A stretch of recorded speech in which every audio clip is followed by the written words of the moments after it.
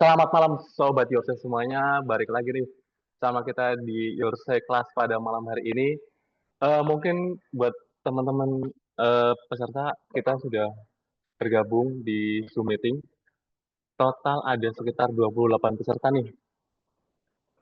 Nah, pada malam hari ini, Yose ngadain kelas, yaitu Yose Writing Class dengan tema From Blank Page to the Board Ideas. Nah, tentunya kita nggak sendirian pada malam hari ini. Kita ada mengundang salah satu tokoh yang cukup aktif di dunia kepenulisan, yaitu Mas Agung Purwandono.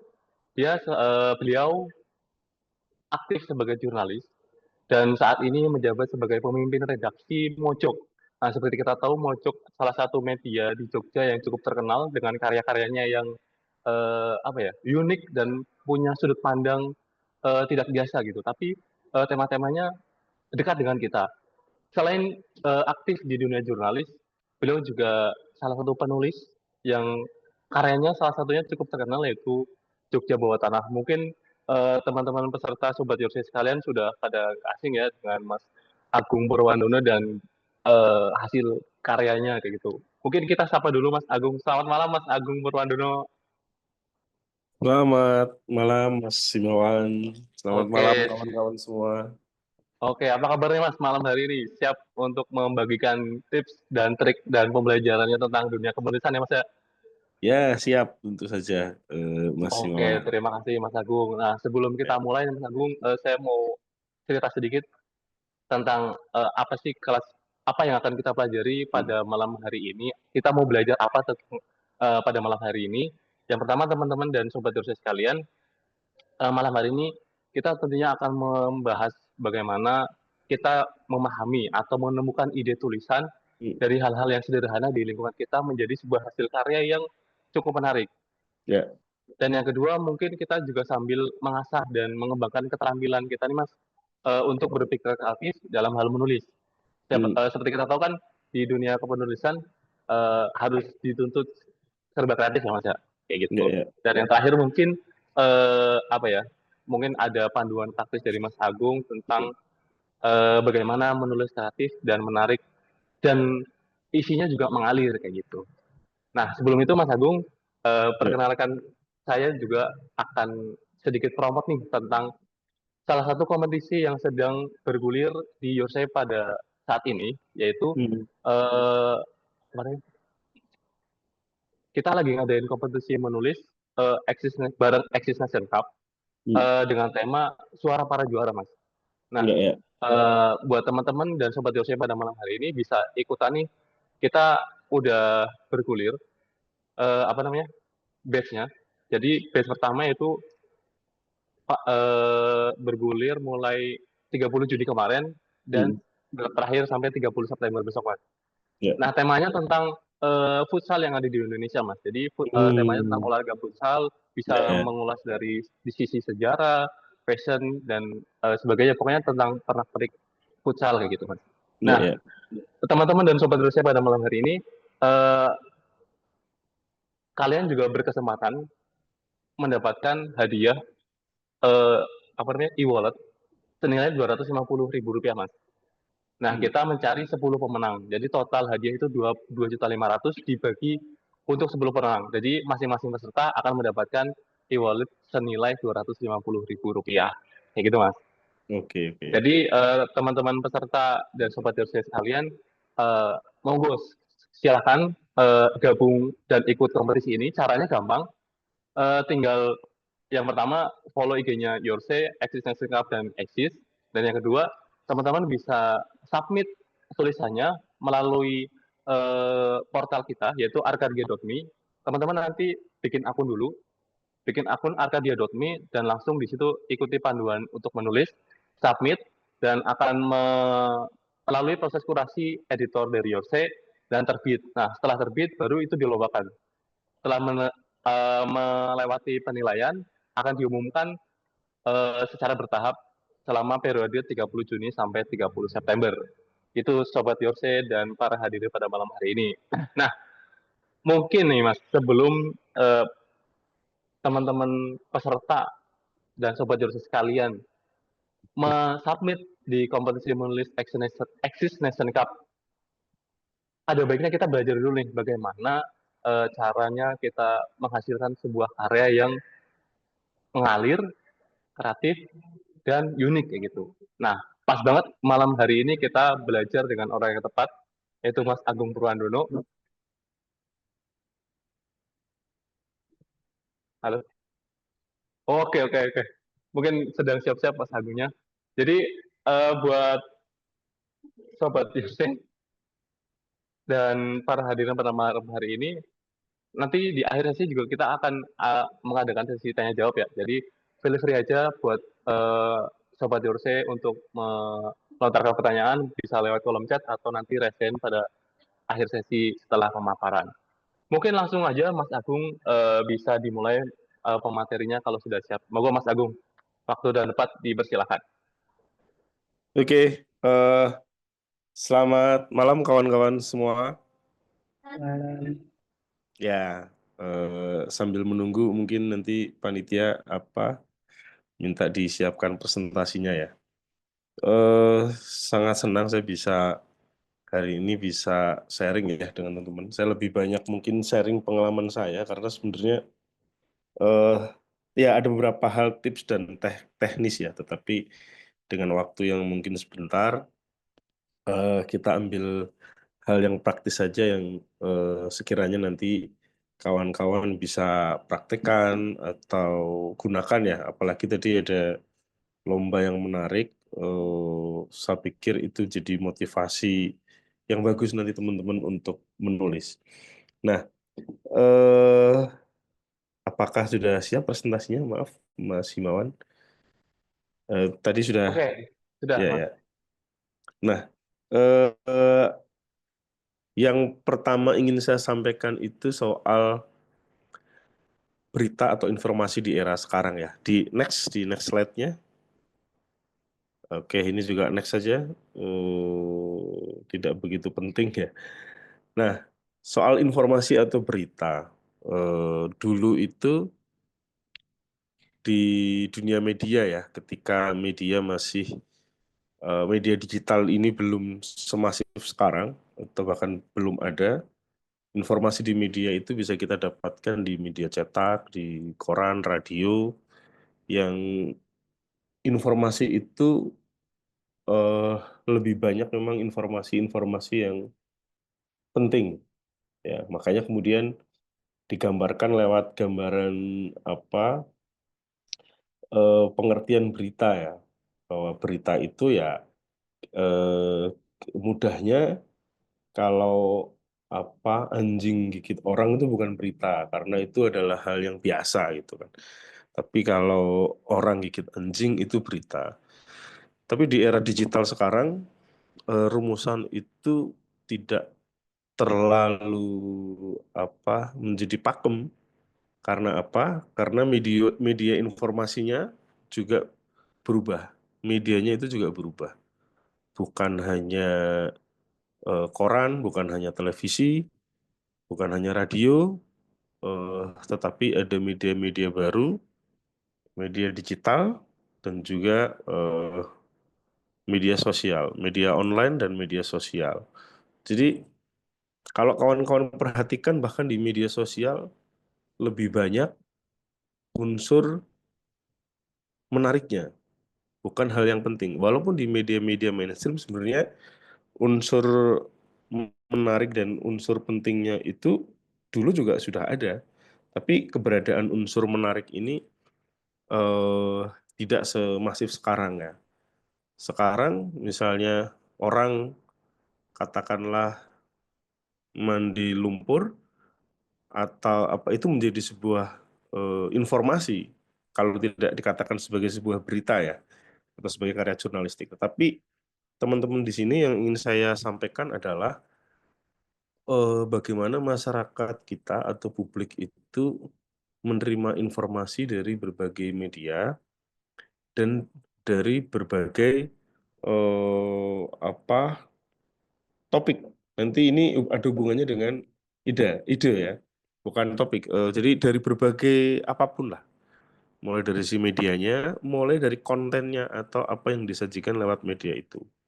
Jadi ini penting karena teman-teman juga akan memahami siapa orang yang akan menerima eh, pesan yang disampaikan oleh kawan-kawan lewat tulisan nanti. Ya, konteksnya ini karena ini adalah Hearsay misalnya, ya tulisan-tulisan yang akan dimuat oleh Hearsay.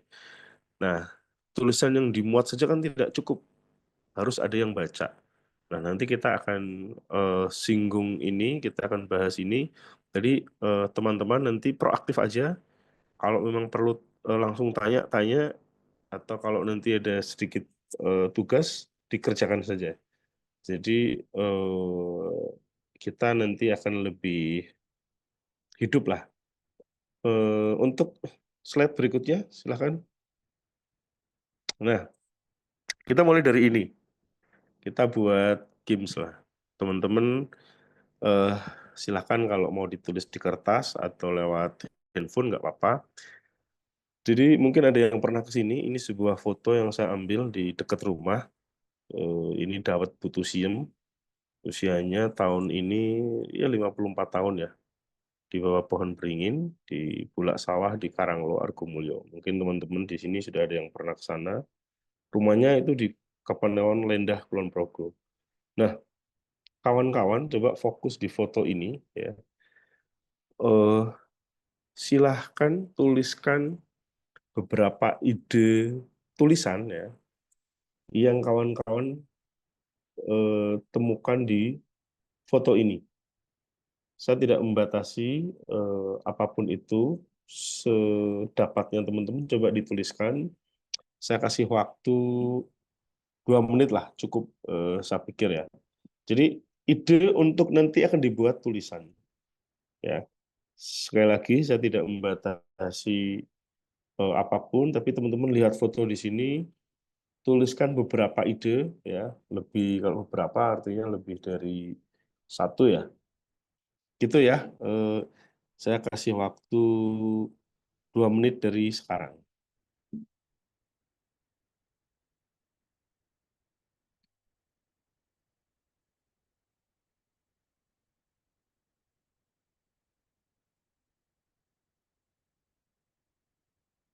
Ya, mungkin bisa ditulis di kolom chat aja kali ya Mas Agung ya? Oh boleh, silakan. Oh ya, Ah, ditulis di kolom chat saja. ah, ah. Silakan teman-teman. Nggak usah malu, nggak usah takut. Nggak ada yang salah, nggak ada yang benar ya.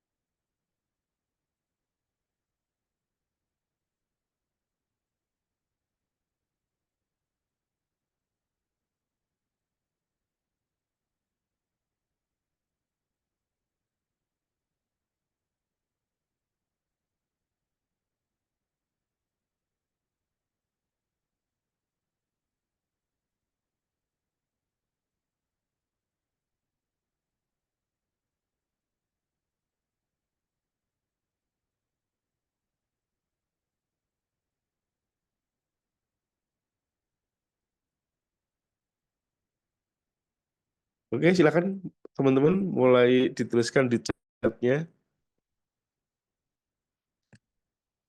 Oke, sudah ada.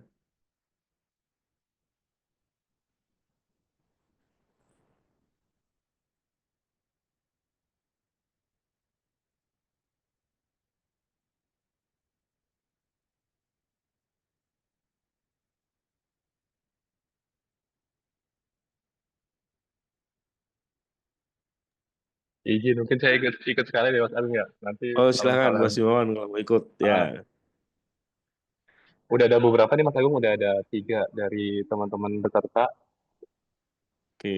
Ini sudah 2 menit. Ayo teman yang lainnya Yuk, lebih. mari yuk teman-teman bisa langsung sambil Zoom, bisa sambil chat aja. Ya, anggap aja foto ini itu adalah mata teman-teman ya. Jadi ketika dia apa teman-teman main kemana, lihat apa. Nah, oke ya, ini saya bacakan ada dari Mas Riki. Idenya ketika Dawet dan pohon beringin mempersatukan warga Argomulyo. Wah, ini yang datang kalau sekarang karena sudah viral ya.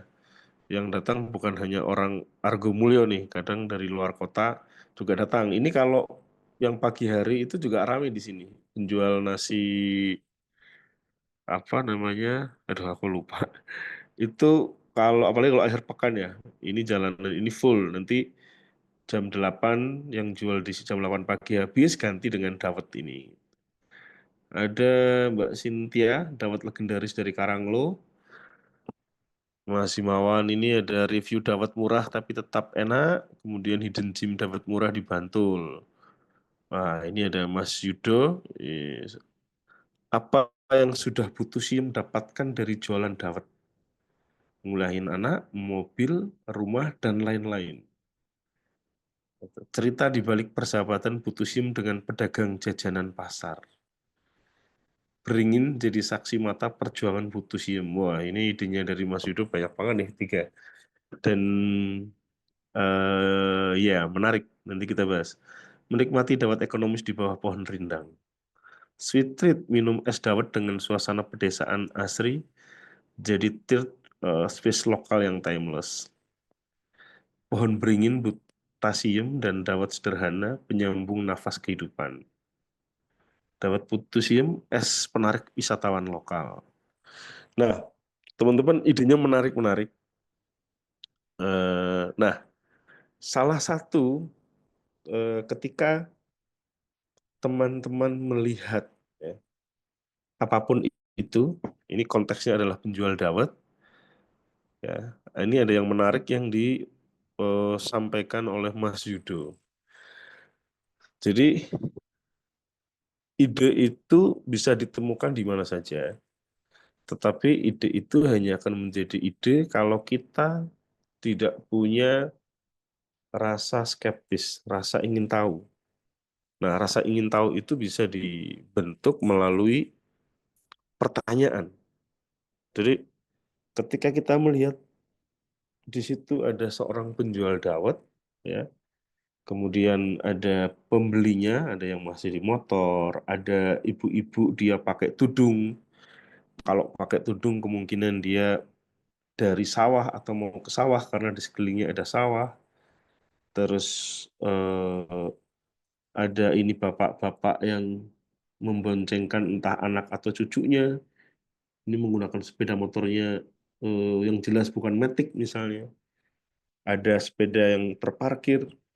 Nah, kawan-kawan bisa membuat sebuah pertanyaan, yang pertanyaan itu akan dijawab dalam sebuah tulisan yang teman-teman akan tulis.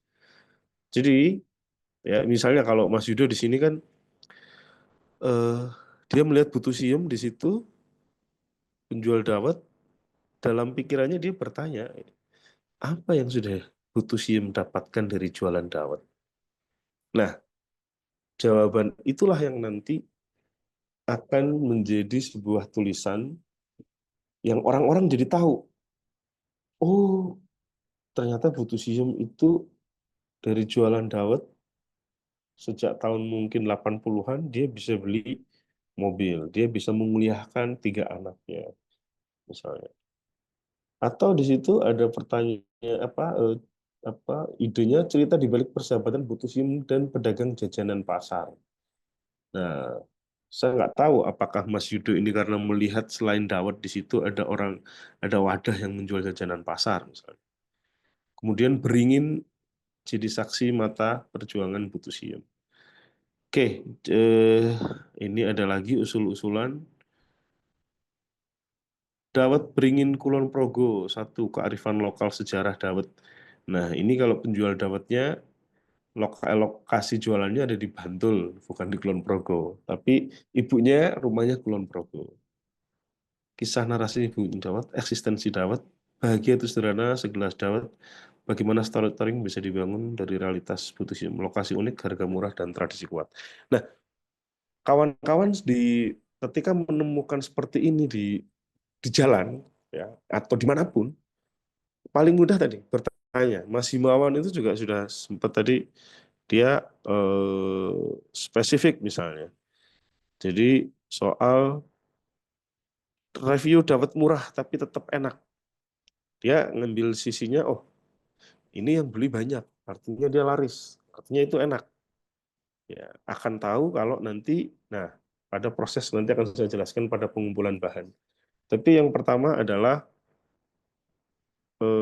dari apa yang kita lihat, kita tahu apa yang bisa kita tulis dari sini. Jangan sampai ketika teman-teman melihat sesuatu itu, ah ini kelihatannya nggak layak ditulis gitu kan. Bahkan ya kawan-kawan bisa bertanya gitu kan, mengapa Bapak ini masih menggunakan sepeda motor manual bukan matic di saat sekarang eranya matic misalnya. Ya bisa aja seperti itu. Atau sepeda ontel misalnya. Atau butuh SIM ini pakai sepeda motor apa? Bisa aja ceritanya soal motor. Nah, itu hubungannya nanti dengan angle tulisan. Itu ya teman-teman, ini ya ice breaking aja untuk teman-teman nanti paham alurnya bagaimana kita menemukan ide, kemudian memperlakukannya seperti apa. Next ke slide selanjutnya.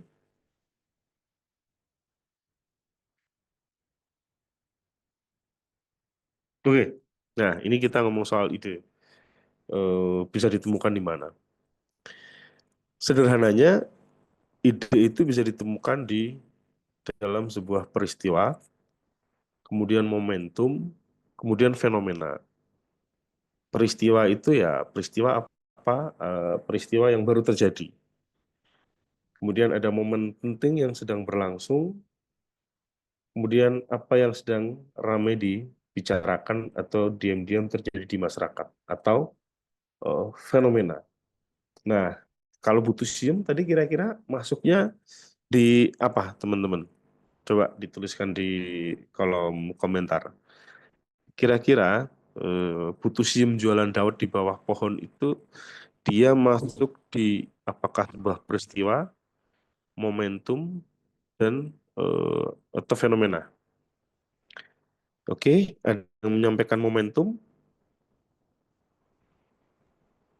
Ada lagi yang mungkin punya pendapat berbeda.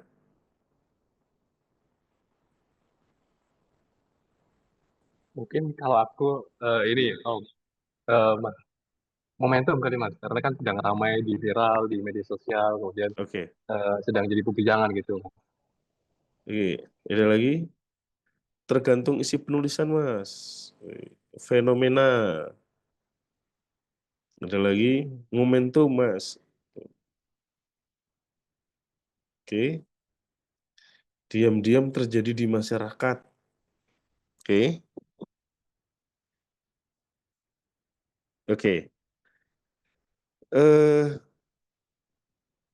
menarik ya pendapatnya. Ada yang momentum, ada fenomena, tergantung isi penulisan.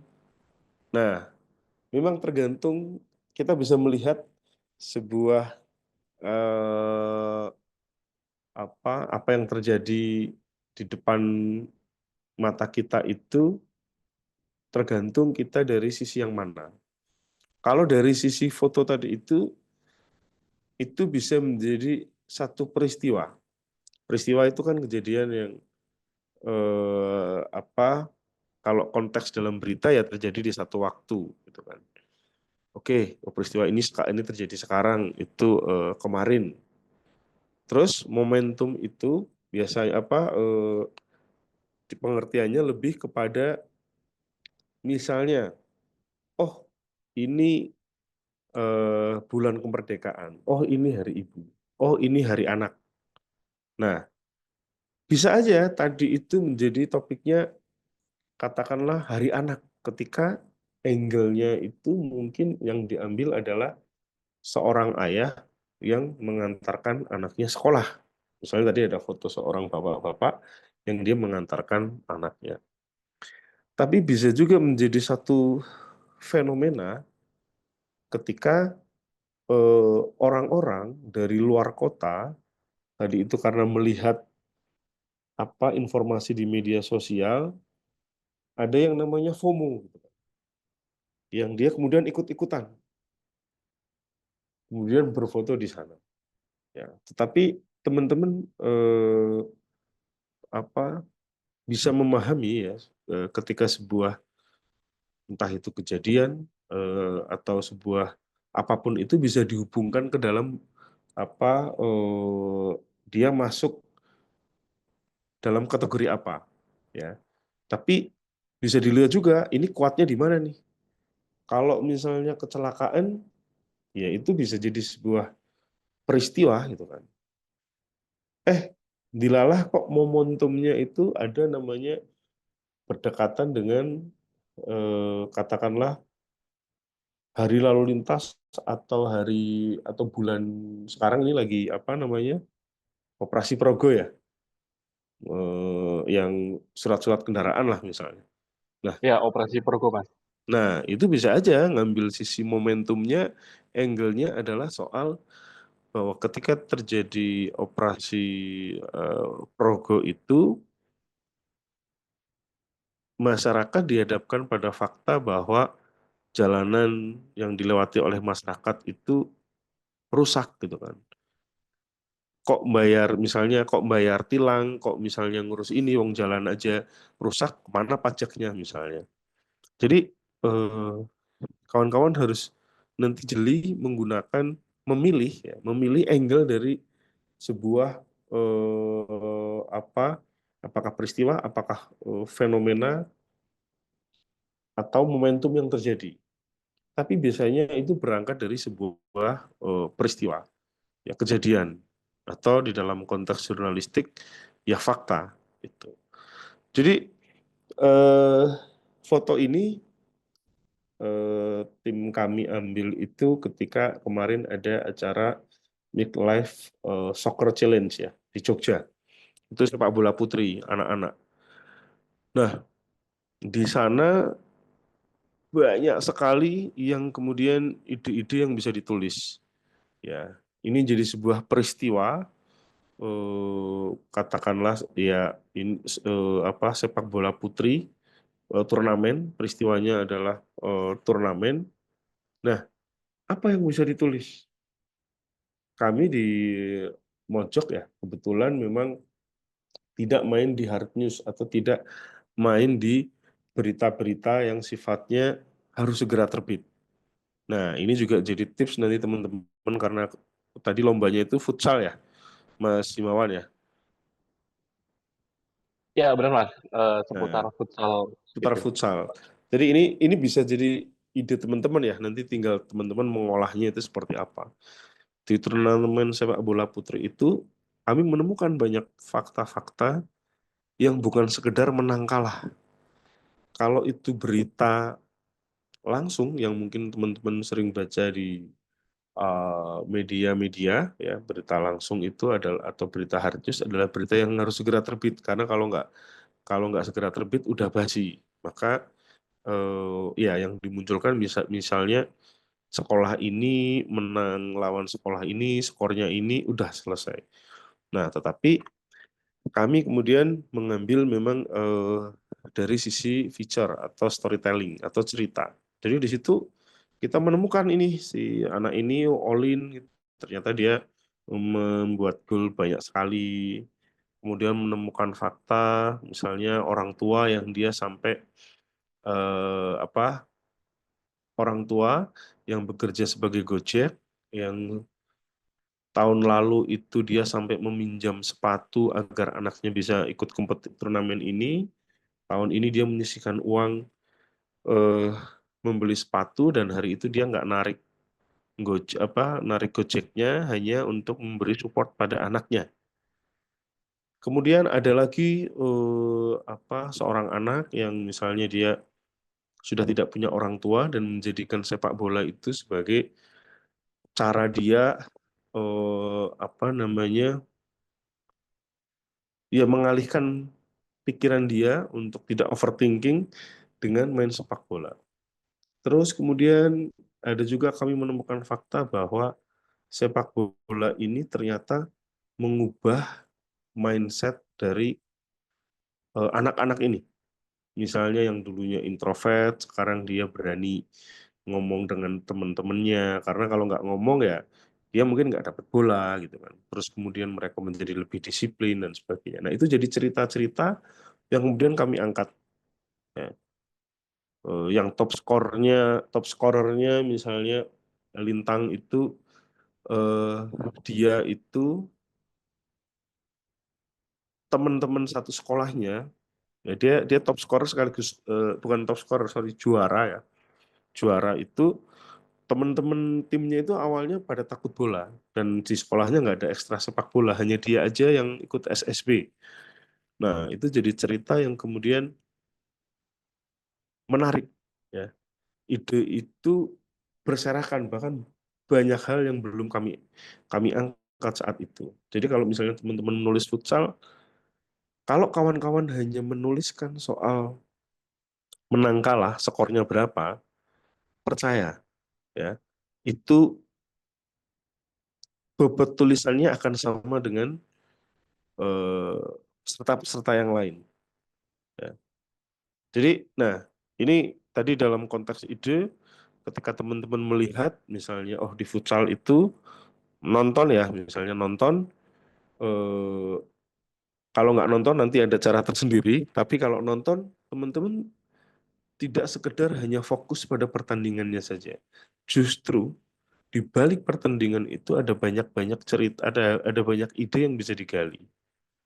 Ya, Kalau kalau itu apakah itu profesional atau amatir, pasti ada cerita-cerita yang ketika kawan-kawan tuliskan itu akan menjadi lebih berbeda dengan teman yang lain.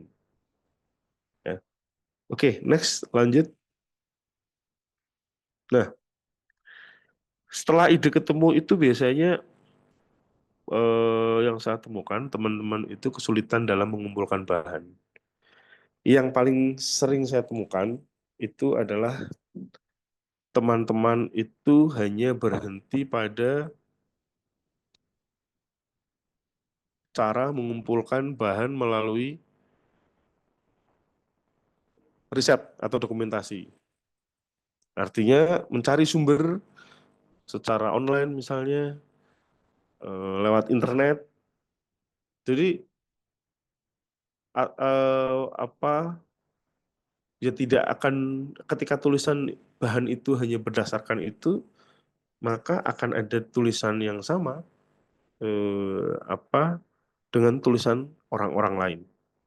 Ya. Makanya sebenarnya di dalam jurnalistik itu ada 3 hal yang bisa dilakukan. Yang paling banyak sekarang, kalau teman-teman ada penulis konten ya di sini atau UGC, banyak hanya mengandalkan di sini nih riset nih. Ya. Tidak salah, tetapi untuk memenangkan mesin pencari itu akan menjadi PR ya, karena yang kita tulisan itu nanti bukan hanya untuk manusia, tapi untuk algoritma, untuk mesin. Jadi kalau riset itu hanya berdasarkan internet, maka ya artinya informasi itu sudah ada di media yang lain. Ya. Nah, maka yang saya sampaikan di sini, bahan ini ada 3 hal.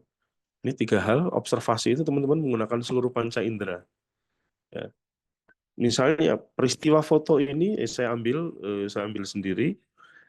Ini menjadi observasi karena saya melihat bagaimana anak-anak ini antusias banget nih dengan Coach Timo gitu kan. Bahkan ada yang manggil Pak Bule itu, misalnya saya melihat oh Coach Timo agak marah tuh gitu kan. Jangan dipanggil Pak jangan dipanggil Mister, sorry dia dia dipanggil Mister. Dipanggil Mas saja, dipanggil Pak gitu kan. Nah, itu dari observasi. Jadi seluruh panca indera kita itu merekam ya apa yang dia sampaikan, apa yang kita lihat, apa yang kita dengar, apa yang kita bau, yang kita cium, itu menjadi bahan ya. Jadi ketika nanti teman-teman nonton pertandingan kemudian melihat ada pemain yang jerit misalnya karena kesakitan terus kemudian berguling-guling. Nah, itu dihasilkan dari observasi. Dari panca indera yang kawan-kawan miliki, kemudian dicatat, ditulis, itu jadi bahan. Nah, observasi saja tidak cukup karena teman-teman perlu melakukan verifikasi atau perlu melengkapi dari apa yang dilihat. Ya, ditanyakan misalnya ke anak-anak ini tadi ngobrol dengan Coach Timo ngomong apa? Misalnya kita saat itu hanya melihat dari jauh, nggak mendengar apa yang obrolan mereka. Atau tadi itu ada misalnya penjual dawet tadi di awal itu, ya hanya akan menjadi ide kalau tidak kita tanyakan, ya Bu, eh, dari hasil jualan dawet ini, atau misalnya dari mulai sehari habis berapa mangkok Bu? Saat itu ketika saya ngobrol sekitar 300 mangkok. Satu mangkoknya 2.500. Nah, dari situ kita bisa berhitung, wih, pendapatannya cukup banyak. Nah, kita bisa tanya, Ibu bisa dari, maksudnya dari jualan dawet ini hasilnya apa? Kita tidak akan tahu kalau tidak kita tanya. Kalau kita hanya membuat asumsi dengan, oh berarti harga pendapatannya segitu, oh segitu, oh bisa bisa beli mobil, bisa beli rumah.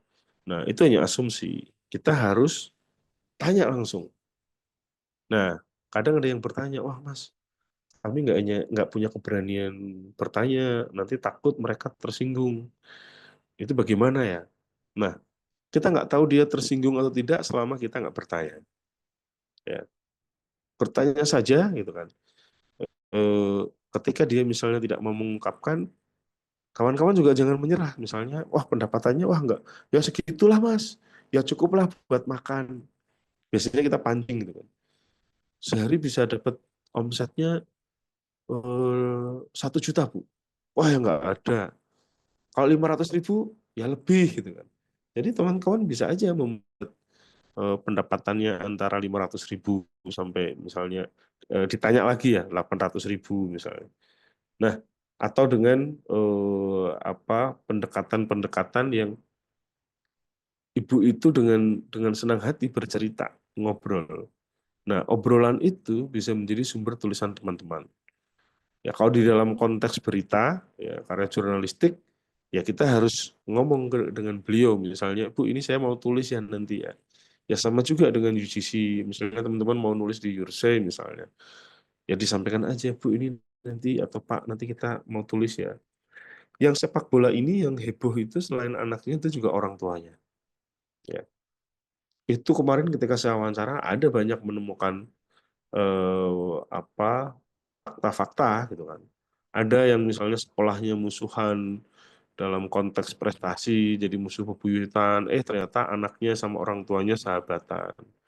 Kemudian ada yang menemukan sekolah yang dia nggak punya ekstrakurikuler sepak bola atau nggak punya pelatih sepak bola khusus, ternyata yang melatih adalah guru musik dari salah satu orang tua muridnya. Nah, itu hanya bisa kita dapatkan dari wawancara. Gitu. Jadi terpenting setelah teman-teman menemukan ide itu adalah bagaimana mengumpulkan bahannya. Nah, akan lebih mudah ketika teman-teman sudah punya angle-nya atau point of view-nya, sudut pandangnya. Nah, point of view ini bisa teman-teman temukan melewat satu pertanyaan pokok. Tadi Mas Yudo sudah memberikan contoh yang bagus gitu kan, soal apa yang didapat dari Butusium selama jualan dawet. Satu pertanyaan sudah itu menjadi pertanyaan angle yang akan menjawab pertanyaan pembaca yang ingin tahu, emang apa hasilnya dawet gitu kan. Satu mangkok cuma 2.500 gitu. Apa bisa beli rumah gitu kan. Tapi ketika misalnya Butusium ngomong dia jualan dawet bisa rata-rata minimal sehari 300 ribu, 300 mangkok, kawan-kawan bisa mengalihkan 2.500 kali 300 gitu kan. Oh, artinya itu eh, dia lumayan dapat uangnya tuh, bahkan cukup besar gitu kan dibanding mungkin UMR Jogja dapatnya ya. Artinya kan sehari bisa 700-an ribu tuh. Kalau jualannya dia 30 hari misalnya, nah dapatnya mungkin apa besar gitu kan. Nah, tapi ya itu hanya jadi asumsi kalau kita nggak tanya. Nah, pertanyaan angle ini akan membantu teman-teman untuk nulis. Kalau tadi misalnya ada judul apa, ada ide-idenya itu ya masih banyak yang terlalu besar misalnya. Eh, apa tidak spesifik. Misalnya menikmati dawet ekonomis di bawah pohon rindang. Nah, paling gampang teman-teman itu menentukan angle dengan pertanyaan saja. Ya, apa yang sudah Bu Tusim dapatkan? Terus kemudian kalau itu mau membahas beringin misalnya, eh, ada apa? Oh ini ada lagi beringin tua, kisah mistis dawet. eh, ada seolah-olah ada kisah mistisnya gitu kan. Tapi kalau topiknya adalah ini, harus dicari pertanyaan angle-nya gitu kan. Misalnya, apakah ada hubungan laris dawet dengan kisah mistis pohon beringin? Nah, itu kan pertanyaan angle soal, oke, yang mau diangkat adalah sisi mistis dan larisnya. Jangan-jangan mistis ini jadi larisnya itu karena hubungannya dengan itu. Nah, itu ya teman-teman, soal bagaimana kita kemudian mengumpulkan bahan ini, tapi ide sudah menemukan, eh, bahannya kemudian kita kumpulkan, tapi sebisa mungkin bahan itu setelah menemukan ide kita menentukan satu hal, yaitu angle. Kita mau nulis apa? Kawan-kawan sedang naik motor, ada lihat penjual dawet, angle-nya mau apa nih? Dari sisi soal kesejahteraan dia, atau justru dari sisi fungsi perempatan di Jawa misalnya, atau apa fungsi pohon beringin di perempatan dulu di Jogja. Di perempatan-perempatan itu ada pohon, tapi sekarang sudah banyak yang dihilangkan. Nah, kawan-kawan bisa tadi itu melakukan riset, ada nggak sih fungsi pohon beringin, atau ada nggak sih filosofinya kenapa pohon beringin itu ditempatkan di sebuah perempatan itu. Jadi ada banyak hal. Semakin teman-teman bertanya, ya, yang itu jawabannya adalah dengan cara ini, mengumpulkan bahan, wawancara, atau observasi, atau riset, maka tulisan itu sangat mungkin dicari oleh orang. Ya, tulisan itu punya kans untuk dibaca oleh banyak orang. Oke, kita lanjut teman-teman ke eh, slide berikutnya. Mas Himawan, nanti saya diingatkan ya kalau misalnya waktunya kurang 10 mungkin 15 menit. Saya kadang lupa waktu tuh kalau sudah cerita. Oke, siap Mas. Nah, teman-teman, di era digital sekarang itu konten bagus saja itu belum cukup. Ya, konten bagus itu yang seperti apa, Mas? Gitu kan. Konten bagus yang ya sebenarnya itu unsur pentingnya atau unsur dibutuhkan oleh masyarakatnya banyak. Ya, kalau dulu di media cetak ukurannya kan sulit ya. Kalau saya dulu di koran itu juga eh, apa biasanya responnya itu apakah dari surat membaca atau telepon ke kantor misalnya. Tetapi di era digital sekarang itu yang bagus saja belum cukup. Nah, itu mungkin nanti materi yang lain ya, nanti Mas Himawan bisa, teman-teman di Suara saya pikir sudah banyak ahlinya ya, Mas Randy ya, soal search engine optimization misalnya. Jadi ada faktor lain tuh. Tapi sebelum masuk ke teknis soal SEO itu, ada hal yang Itu jadi hal yang saya percaya dari dulu ketika di koran, kemudian ke media online. Sebelum di Mojok saya juga di media online juga. Kemudian di Mojok, bahwa saya percaya dengan kekuatan cerita. Saya percaya dengan tulisan panjang. Padahal logikanya orang sekarang suka dengan tulisan pendek. Iya nggak teman-teman? Jadi identiknya itu kan, sekarang media online yang serba cepat itu orang mencari informasi yang serba cepat. Tetapi itu bisa saya buktikan bahwa tulisan panjang itu juga disuka. Ya. Terbukti eh, kami ya sebagai media kecil ya jelas jauh ya pembacanya dari suara, tapi dengan jumlah karyawan yang tidak sampai 25 orang, kita kemarin diumumkan di AMSI itu sebagai salah satu media lokal dengan pembaca paling banyak di Indonesia. Nah, salah satu kekuatannya adalah di cerita. Ya.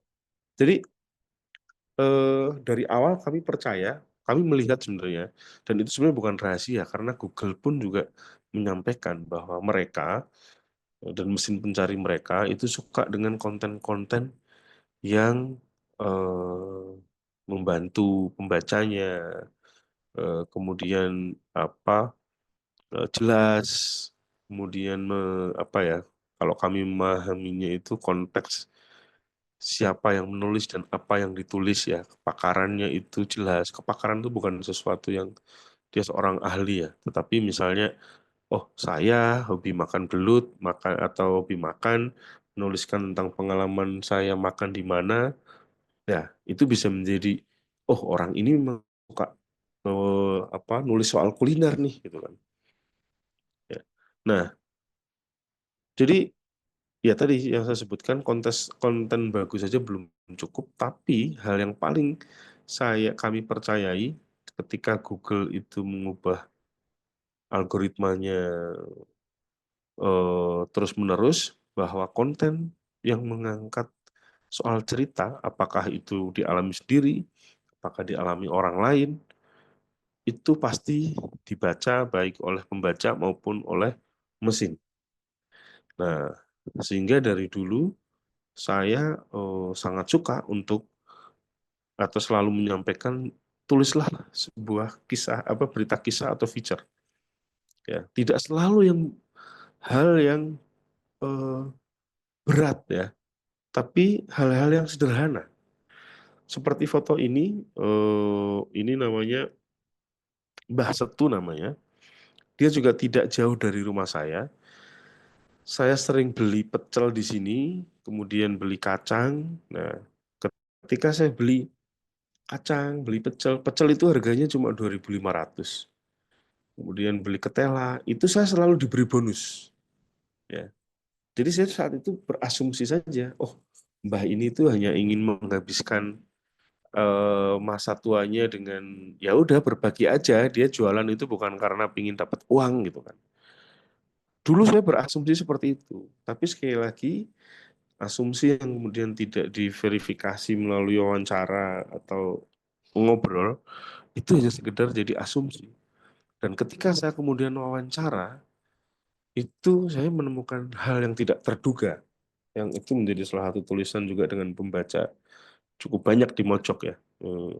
Jadi Mbah Setu ini dia ketika saya tanya, Mbah jenengan kok, oh, mungkin ada yang bukan dari Jawa ya, Mbah Mbah kok selalu ngasih bonus ya buat yang beli gitu kan. Nanti atau Mbak Mbah sudah punya uang banyak atau gimana sambil guyon ya. Saya biasa ketika ngobrol dengan orang itu melihat ketika dia bisa ngobrol dengan enak, bercanda, ya udah dibercandain gitu kan. Nah, ternyata jawabannya serius. Ya si Mbah ini butuh uang sebenarnya. Bahkan di rumahnya dia tinggal hanya dengan suaminya. Suaminya terkena stroke, hanya bisa berbaring. Anak-anaknya di kota lain dengan kehidupan ekonomi yang juga tidak terlalu baik.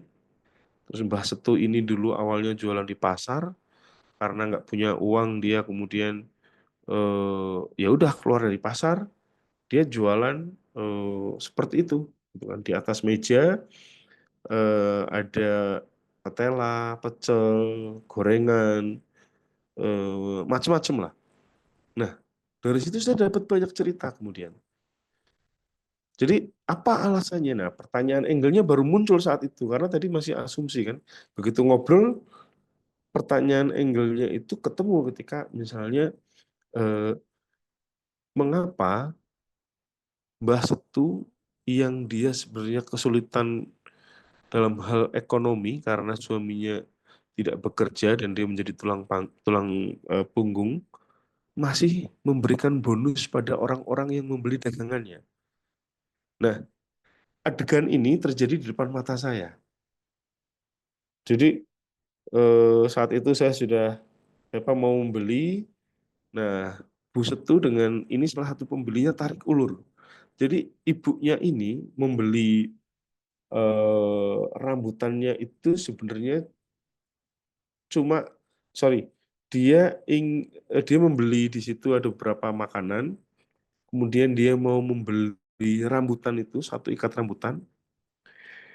Yang dilakukan oleh simbahnya itu adalah pun di mawon sudah dibawa saja Mbak. Dia dibayar itu nggak mau. Nah, yang beli itu juga nggak mau kalau nggak bayar. Jadi dia tarik-tarikan tuh si tangan simbahnya itu nyurung apa namanya mau menyerahkan rambutannya ke ibunya, si ibunya nggak mau kalau dia dikasih gratis gitu kan. Sampai kemudian si ibu ini akhirnya ambil rambutannya, terus uangnya itu dia agak dilempar ya ke meja terus pergi gitu kan. Terus saya ngobrol tadi dengan simbahnya. Tadi pertanyaan engelnya, Mbah kenapa gitu kan. Jenengan itu kan tulang punggung keluarga gitu. Kok ya ngasih gratisan, bantu dan sebagainya. Dia ngomong, Mas, dia bahasa Indonesianya ya, ya ini saya lakukan karena saya sering dibantu oleh orang. Dia cerita payungnya yang warna-warni itu, payung yang dibantu juga oleh orang. Saya dikasih uang mas, 200.000 ya kalau nggak salah. Terus pulang 10.000, terus tak belikan payung itu mas, yang 10.000 tak ambil dari uang itu ada mas-mas nyuruh saya beli payung gitu kan. Cari ini ya, terus dapat tapi kurang 10.000 ya udah dari uang saya. Jadi dia membantu orang karena dia sering dibantu. Yang tadi rambutan itu lah dia gitu tonggoku mas sering ngei beras dan sebagainya. Masa ya yang bisa saya lakukan hanya bisa memberi rambutan itu gitu kan. Nah, itu jadi cerita yang tidak itu dari apa sesuatu yang sederhana ada di sekeliling kita, tapi ceritanya menjadi sangat luar biasa. Nah, itu akan ada banyak teman-teman temukan. Saya pernah apa dulu ya ketika masih ada kesempatan rutin menulis, berangkat dari rumah saya di Sedayu, kantor saya di Jalan Kaliurang KM 13. Jadi, oh, di Jalan Godian saya menemukan ada ibu-ibu yang dia jualan bubur, bubur kacang hijau tapi di atas meja. Ya udah, saya berhenti dari awal beli, makan di situ sambil ngobrol, menemukan cerita baru. Yang itu dari hal yang sangat sederhana. Ibu ini ternyata adalah single mother, dari anak-anaknya kecil, suaminya sudah meninggal, terus dia menyekolahkan atau menguliahkan anak-anaknya sampai kuliah, sampai menikah, menikah dengan salah satu pelatih sepak bola di Jogja yang cukup terkenal, terus kemudian eh, begitu bangganya dia terhadap anak-anaknya karena dua-duanya jadi apa sarjana, terus bagaimana dia disiriki oleh orang sehingga dia beberapa kali diusir jualan sampai dia kemudian dapat di depan masjid. Nah, itu cerita-cerita sederhana, tapi cerita itu yang punya hanya saya gitu. Yang punya hanya teman-teman kalau itu menemukan di sekitar teman-teman. Tadi pagi saya diajak teman untuk makan soto Pak Samsul di Jalan Kaliurang, tapi sebelum makan soto di Pak Samsul, saya diajak beli apa namanya, dawet apa bubur itu ya yang warna-warni lah. Terus sama jualnya itu juga seperti itu. Saya belum sempat ngobrol atau apa, tapi teman saya bilang bahwa bubur ini enak banget mas, nggak manisnya nggak lebih, apa nggak kurang, pokoknya pas gitu kan. Makanya laris. Nah, pertanyaan yang muncul kan, ya bagaimana kehidupan sih dia? Bagaimana dia bisa menghidupi keluarganya dari jualan buburan? Atau bagaimana kehidupannya? Nah, ini bukan hal yang, ya itu cerita yang sederhana, tapi biasanya di yang saya temukan ya, di era sekarang, banyak sekali yang enggan untuk kemudian bertanya. Padahal kan pilihannya dua kan, ditolak atau diterima gitu kan. Kalau ditolak nggak mau karena privasi dan sebagainya ya nggak apa-apa. Tapi kalau kita bertanya, akan ada cerita yang kita temukan yang ketika kemudian kita tulis itu akan kemungkinan sangat mungkin tadi kembali ke soal bagaimana Google itu suka dengan hal-hal yang mungkin membantu, apakah itu dari informasi mungkin inspiratif atau tidak ada sebelumnya di apa media yang lain, maka akan sangat mungkin itu akan terindeks. Ya. Jadi ini belum ngomong soal SEO ya. Bahkan kami di Mojok pun sekarang SEO itu sudah nomor sekian gitu kan. Yang penting adalah kuat di ceritanya. Ya. Jadi ya ketika Buset tuh ini saya tulis, ceritanya sangat kuat. Walaupun dia sehari itu mungkin dapat 100.000 aja, mungkin nggak ada ya keuntungannya ya. Tapi bagi dia itu rasa syukurnya sudah luar biasa. Jadi saya menulis itu, terus kemudian ada apa di perempatan Ring Road Utara, Ring Road Barat itu dekat Demak Ijo itu, saya ketemu dengan seorang penjahit yang dia pakai motor keliling, ternyata dari Majenang, terus itu hari menjelang Lebaran, terus apa dia memilih tidak pulang karena ya ini satu-satunya kesempatan waktu dia dapat keuntungan banyak sehingga pulangnya nanti setelah Lebaran. Karena apa ya ketika menjelang hari-hari Lebaran bahkan sehari aja masih ada orang untuk pingin apa memperbaiki entah itu pakaian entah itu celana itu kan.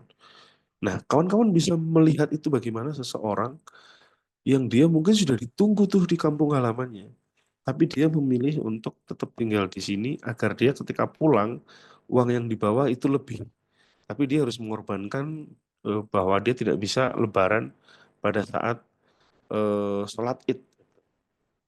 Ceritanya kelihatannya sederhana, tapi kita bisa jadi tahu eh, cerita-cerita itu walaupun sederhana tapi kuat. Ya. Jadi tidak harus kita tadi datang ke event sepak bola mungkin atau mungkin ke sebuah acara yang berbayar, konser atau apa. Hal-hal di sekeliling kita itu dia punya nilai berita kalau dalam konteks jurnalistik ya. Dia punya nilai berita yang tinggi. Nah, teman-teman walaupun bukan wartawan ya, tetapi di sekeliling kawan-kawan itu ada banyak cerita-cerita yang bahkan saya sebagai wartawan profesional tidak bisa menjangkau. Saya punya komunitas remaja dulu ya, anak-anak SMA itu eh, ide-ide mereka belum tentu bisa saya eksekusi, tapi mereka bisa mengeksekusinya dengan cepat karena itu adalah dunia mereka.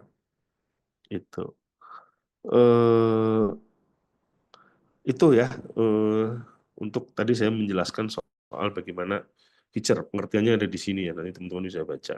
Tapi ini ada pertanyaan nih. Wah, inikah seni dari wawancara?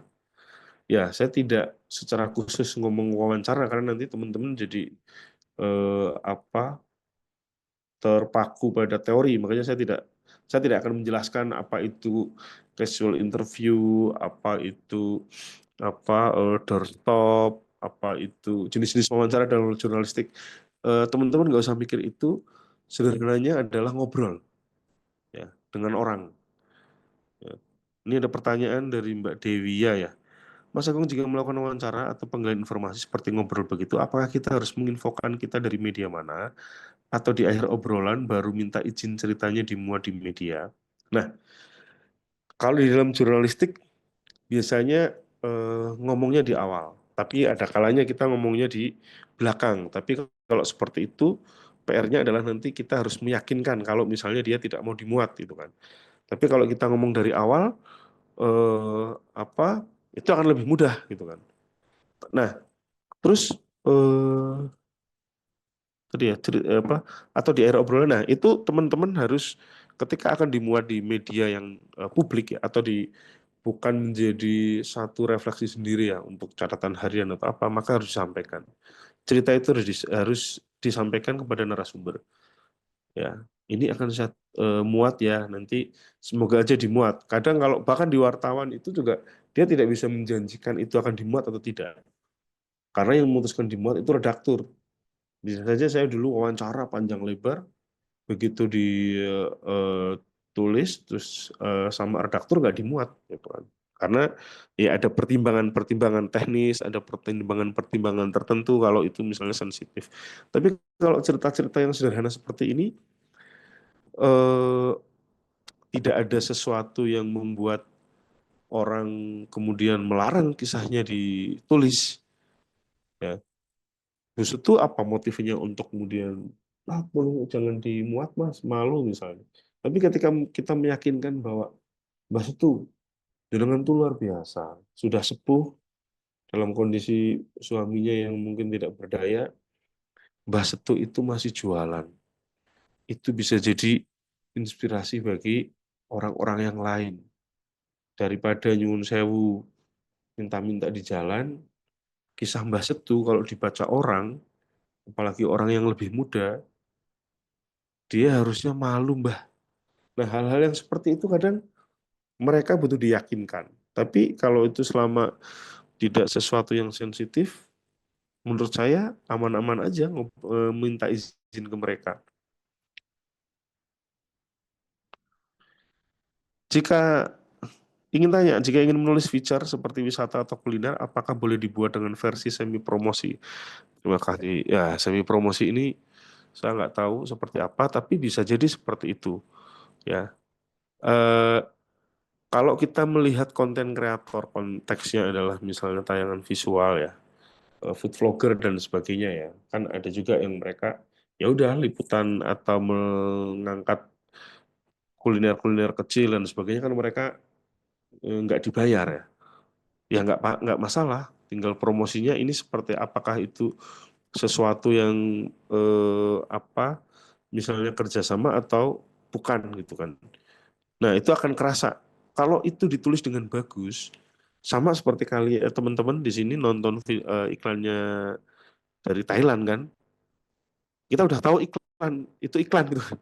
Tapi tetap aja ditonton karena iklannya dalam bentuk story kan, dalam bentuk cerita, dalam bentuk sebuah kisah gitu kan. Ini udah tahu nih iklan ini mesti nanti apakah iklan asuransi atau otomotif. Tapi kita bahkan sampai menangis nonton iklan itu. Nah, sama sebenarnya. Mau tulisan itu promosi atau enggak, selama cerita itu kuat, ya itu tetap akan dibaca.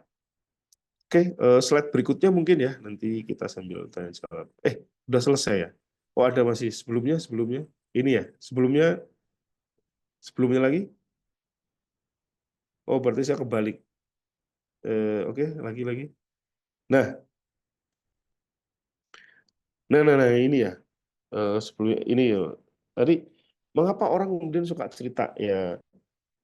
Konteksnya tadi sudah saya cerita apa sampaikan soal cerita, soal eh, kita mau sebenci apapun terhadap sinetron, buktinya orang masih nonton. Teman saya dari penulis skenario layar lebar, saya kebetulan sempat jadi asisten. Sekarang dia bekerja di salah satu OTT ya. OTT itu ya kayak misalnya WTV, video, terus apalagi yang ya ada series-series lah khas Indonesia. Itu penontonnya banyak sekali. Ya. Sinetron di televisi buktinya juga masih banyak penonton. Yaitu kembali kepada kekuatan cerita. Ya. orang itu, apalagi orang Indonesia, suka cerita, tapi juga suka mendengarkan cerita. Nah, saya ingin menceritakan satu peristiwa bagaimana kekuatan cerita itu mengubah hidup seseorang.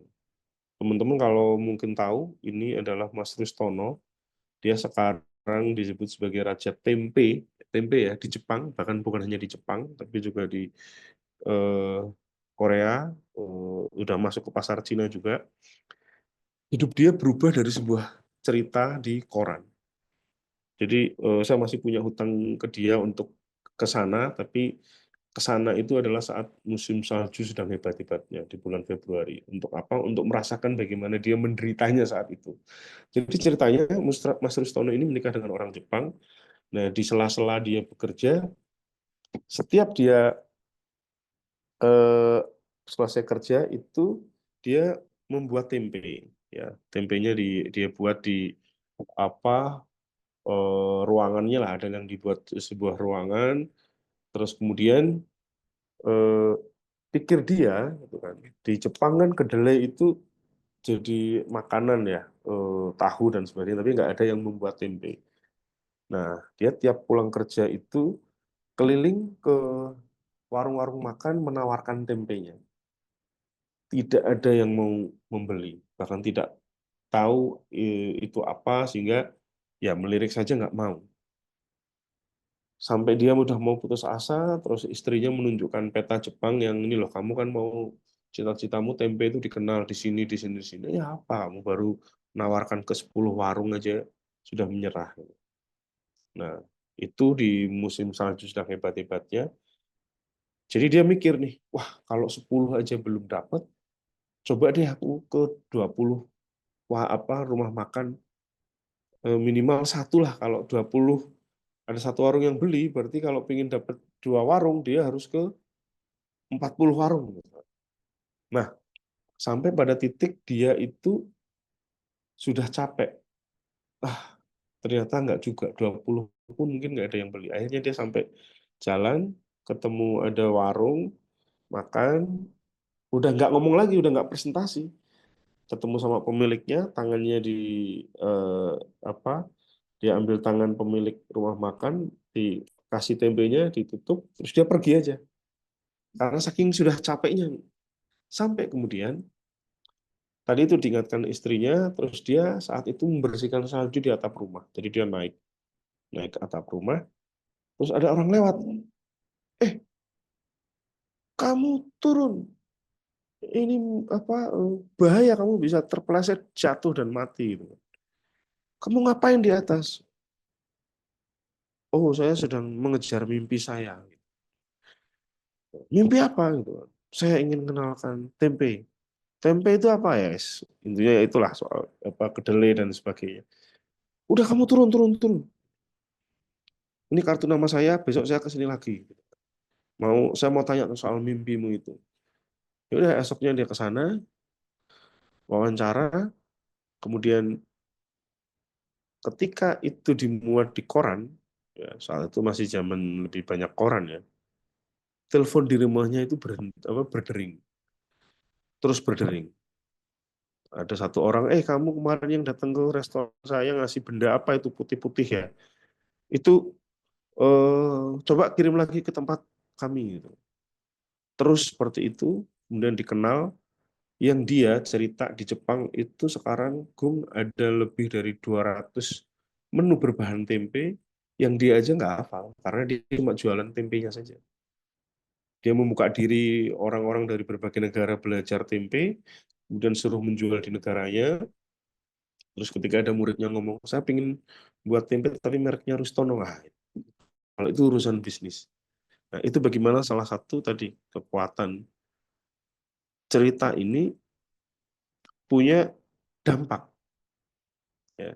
Dari tadi kekuatan cerita. Itu yang saya percaya bahwa tulisan panjang itu akan selalu punya penggemar asal kuat ceritanya.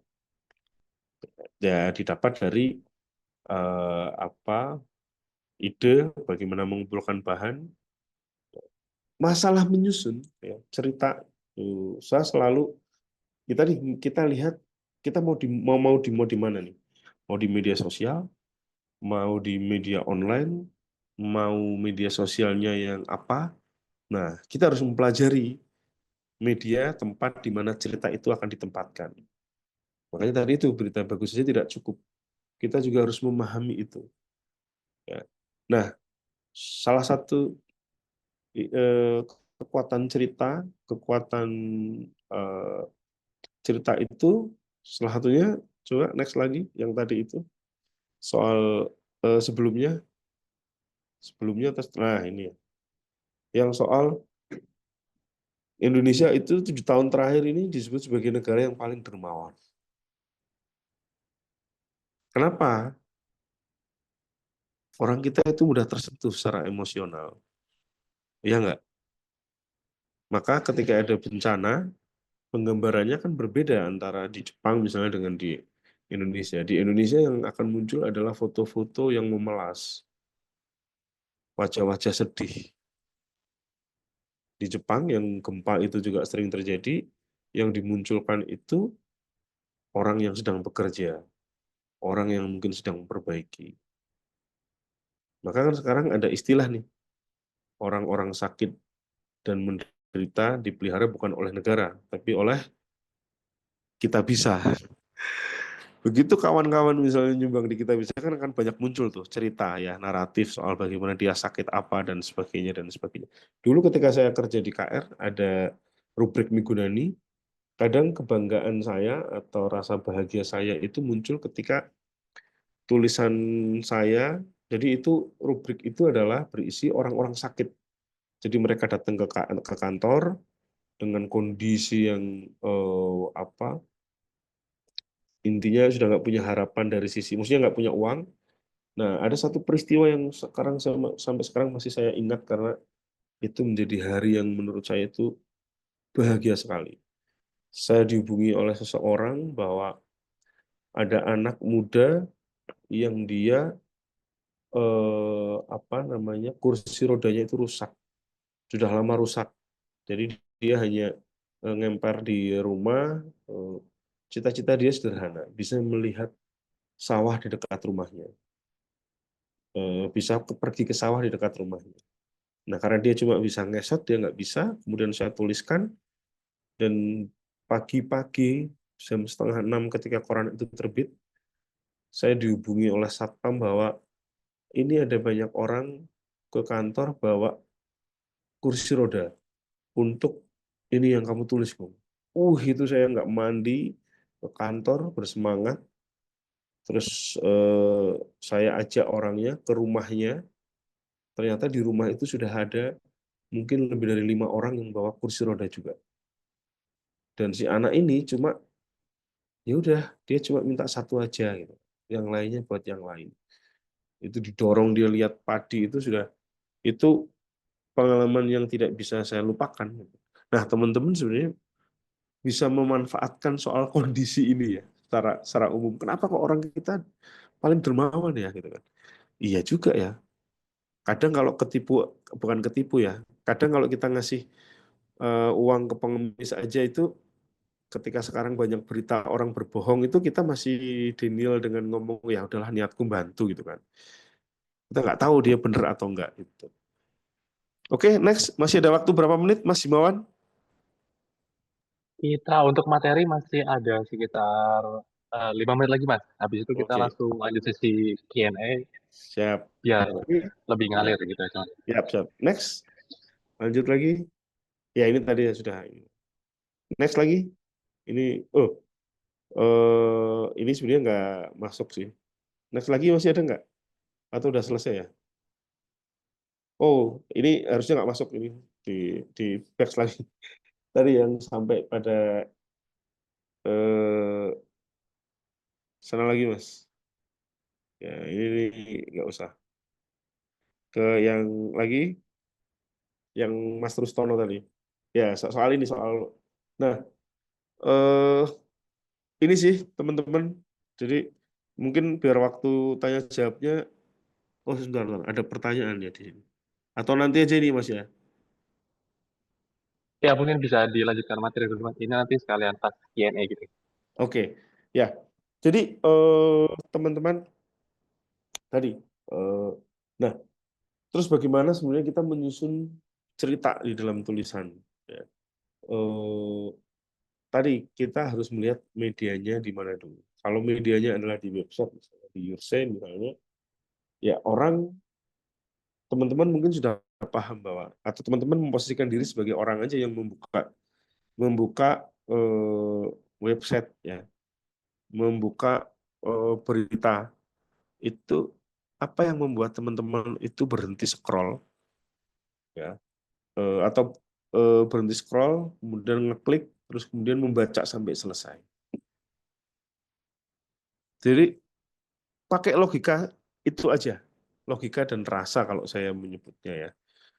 Eh, Kalau logika ya dia hanya mungkin sekedar hanya misalnya berita hard news, ya udah hal yang penting aja. Oke, ada kecelakaan di perempatan Wirobrajan, 2 orang terluka parah, kejadiannya malam hari karena apa namanya, melanggar lampu lalu lintas misalnya. Udah selesai, kita udah dapat informasi. Tapi kalau kita memasukkan misalnya rasa, empati, itu kita akan bertanya-tanya. Oh, korbannya adalah seorang ibu yang dia membawa sayuran misalnya. Kita kan bertanya, kenapa dia ngebut gitu kan? Kenapa dia, atau siapa dia? Kenapa kok ibu-ibu? Kenapa bukan bapak yang jualan misalnya, kalau dia mau jualan ke pasar? Nah, itu akan ada cerita balik itu. Nah, itu bisa menjadi sebuah awalan di dalam sebuah tulisan. Ya, sengaja saya tidak memasukkan soal teori jurnalistik di sini ya, soal lit dan apa, tapi teman-teman posisikan aja sebagai seorang pembaca yang ketika membaca judul dan paragraf pertama itu ingin lanjut ke tulisan tulisan selanjutnya. Gitu. Jadi uh, itu teman-teman, saya pikir akan lebih menarik kalau ada tanya jawab ya Mas. Ya, waktu tanya jawabnya lebih panjang lah. Sehingga Oke, mungkin langsung aja teman-teman ya Mas. ya, Untuk materinya udah selesai Mas? ya sudah. Oke, oke. Terima kasih Mas Agung atas materinya yang Ya, sudah sangat menginspirasi ya. Langsung aja mungkin buat teman-teman yang ingin bertanya, mungkin bisa lewat kolom chat atau mungkin bisa open mic ya Mas ya. Jadi biar kita ada bisa interaksi kayak bisa. gitu. Boleh boleh ya. Nah, ini udah ada nih Mas salah satu pertanyaan. Bisa langsung saya bacakan aja kali Mas ya. Ya, silakan Mas. Oke, oke. Ini ada pertanyaan dari Mas Yudo Priambodo. Hmm. Mas mau nanya, gimana cara melatih sensitivitas gaya bertutur atau penyampai penyampaikan tulisan agar lebih menggugah emosi pembaca? Perlukah kita memasukkan unsur-unsur yang tidak ada dalam wawancara, tapi sesuatu yang kita lihat saat ngobrol? Oh, intinya gimana Ya. caranya melatih sensitivitas saat Hmm. wawancara atau ngobrol gitu, Mas? Ya, eh, pertama sebelum ngobrol, hal yang selalu saya sarankan ke teman-teman yang mungkin ikut kelas saya itu adalah perbanyak ketemu dengan lian, perbanyak ketemu dengan orang, perbanyak ketemu dengan orang yang tidak dikenal ya. Kalau dulu itu kita masih menjumpai, kita naik bis, naik kereta, atau bahkan nongkrong di mana, kita akan menyapa samping kanan kiri. Tapi sekarang itu jadi hal yang cukup sulit karena orang mungkin curiga. Tapi kalau kita membawa satu niat ya, apa dari apa ya, mimik muka itu sudah sangat kelihatan ketulusan seseorang. Tapi ketika sudah ngobrol, nah itu akan kerasa. Saya kalau sebisa mungkin kalau saya misalnya lagi makan sate lah atau apa, di situ ada bapak-bapak, ibu-ibu yang dia kelihatan friendly, bahkan nggak kelihatan friendly lah, kita sapa terus dia kemudian nyaut, itu biasanya kan obrolannya menjadi panjang. Nah, itu salah satu cara juga melatih sensitivitas, termasuk melatih kepekaan, ini menarik ya untuk jadi bahan tulisan. Kalau nggak apa, kalaupun nggak jadi bahan tulisan, tapi kita dapat, kalau saya menyebut itu kepekaan batin ya, kita dapat dengar cerita baru. Oh, dia ternyata hidupnya ini apa, oh, saya ingin bantu tapi kok ya saya sendiri juga perlu dibantu misalnya. Tapi itu bisa menjadi kekuatan dalam ketika teman-teman menulis. Karena apa? Teman-teman merasakan nih empati. Ketika teman-teman ngobrol menulis tentang orang yang kelaparan, tapi sementara teman-teman sendiri juga mungkin tidak bisa menggambarkan kelaparannya itu seperti apa, tidak akan masuk dalam sebuah tulisan. Nah, soal ini misalnya, Mas Yudo ngomong, apakah kita perlu masukkan unsur-unsur yang tidak ada dalam wawancara, tapi sesuatu yang kita lihat saat ngobrol? Iya. Misalnya eh, bapak ketemu dengan seseorang naik sepeda ngobrol itu bapaknya ceria. Nah, tapi mungkin teman-teman di sepeda itu melihat ada eh, eh, makanan yang dibungkus daun pisang. Itu bisa jadi bahan obrolan atau ketika dia membawa foto anaknya yang sudah meninggal atau apa, atau barang yang dia bawa yang itu memperkuat sebuah cerita. Itu menjadi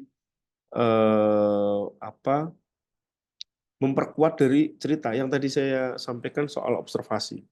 Nah, observasi itu ya udah, itu unsur-unsur yang memang tidak ada dalam wawancara, tapi sesuatu yang memang eh, kita lihat saat ngobrol itu.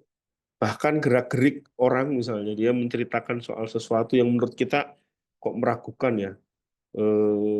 Itu bisa aja gerak-gerik itu ditulis. Makanya kadang saya sering ngomong ke teman-teman, coba deh pelajari soal bahasa tubuh. Bukan sebagai sebuah hal yang utama, tapi itu bisa menjadi eh, pelengkap pemanis dari tulisan itu. Misalnya kata penjual ini sambil mengepalkan tangannya dengan mata yang merah, penuh kemarahan misalnya. Ya, itu akan juga memperkuat sebuah tulisan. Itu Mas Himawan. Oke, ini udah ada yang resen nih, salah satu dari peserta Mas. Mungkin Ya, bisa langsung aja eh, bertanya Mas dari Kak Ahmad Nasir Algoni. Silakan Mas. ya, Baik, terima kasih Mas Hilmawan. Izin bertanya, ya, pada Mas Agung, ya, Mas Aman. dari tadi saya menyimak dan mencatat beberapa Hmm, poin terkait dengan tata cara penulisan yang sekiranya menarik untuk dibaca, hmm, terutama sampai habis, bukan ya, hanya sepotong atau setengah. ya, Pertanyaan saya, ya. bentuk kalimat pembuka seperti apa yang biasa digunakan sama Mas Agung? Nah, karena pada dasarnya ketika penulisan itu kan kita seringkali melihat bagian pembuka terlebih dahulu. Ya, Dan biasanya di bagian tersebut tuh kadang orang kalau bagian pembukanya kurang menarik langsung skip. ya, Nah, untuk Mas Agung sendiri menentukan bagian pembuka dan cara penulisannya itu seperti apa? Tekniknya terutama. Terima oke. kasih. Terima kasih Mas Ahmad. Ya, pertanyaannya menarik. eh saya selalu menggunakan pendekatan yang berbeda dari setiap tulisannya. Eh, tetapi poin utamanya adalah orang kemudian tertarik untuk membaca lebih lanjut ya. Saya bacakan ya, ada beberapa tulisan tulisan yang apa? Tar, ada kemarin cukup di dipuji ya, dipuji diri sendirilah. Misalnya ya, sebentar, ini iklan di Mojok jelek banget. Dalam kondisi tengah mengandung 3 bulan dan usia tidak muda lagi, 38 tahun, Sri Hastuti nekat turun ke lapangan main sepak bola. Baginya, sepak bola sudah jadi bagian tak terpisahkan dari hidupnya.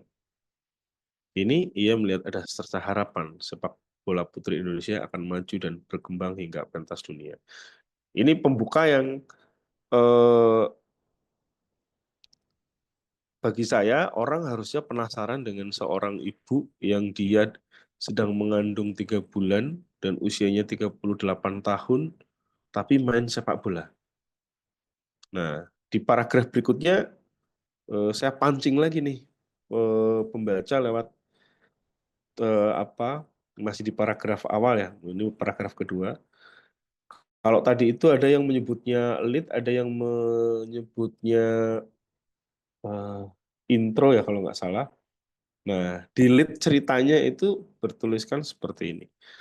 Pertandingan babak pertama belum lama berjalan, tapi klub Persatuan Sepak Bola Wanita Putri Mataram asal Yogyakarta sudah tertinggal 2-0. Dari pinggir lapangan, Sri Hasusti yang saat akrab disapa itu berdiri gelisah. Hari itu ia jadi pemain cadangan. Itu aslinya pemain andalan Putri Mataram, posisinya libero. Hari itu ia tidak sedang cedera. Masalahnya adalah ia tengah mengandung 3 bulan. Sedikitnya pemain sepak bola putri membuat klubnya ngebon pemain dari daerah lain untuk menggantikan posisinya. Di pinggir lapangan itu makin gelisah, apalagi pemain yang menggantikannya kewalahan menghadapi lawan-lawannya. Nah, yaudah, itu bagi saya pembaca harusnya ingin tahu nih, akhirnya gimana nih seorang ibu-ibu sedang mengandung 3 bulan eh, apa main bola gitu kan. Ada paragraf lagi yang saya memang pancing untuk orang membaca sampai selesai di paragraf-paragraf berikutnya ya. Itu saya tulis lagi, di tengah pertandingan saat beradu tulang kering dengan lawan, tiba-tiba terdengar suara kerak yang nyaring. Itut dan lawannya sama-sama terkapar. Sejenak ia berpikir, wah, tuklek gitu kan, patah kakinya. Ia ditandu keluar lapangan, adik iparnya yang juga main bola bersamanya kemudian membisikkan sesuatu ke petugas medis yang menggotong Itut. Mas, hati-hati ya, kakak saya lagi hamil. Jadi semua orang tidak tahu kalau dia sedang hamil. Itu. Hmm. Nah, itu Mas Ahmad ya. Ada tulisan-tulisan saya yang lain pendekatannya itu saya akan berbeda soal pembukanya, kalimat pembukanya. Tapi intinya adalah eh, gimana caranya orang itu ya lanjut ya sama seperti kita cerita ke orang gitu kan. Kadang kawan-kawan bisa berlatih ketika aku ada cerita nih.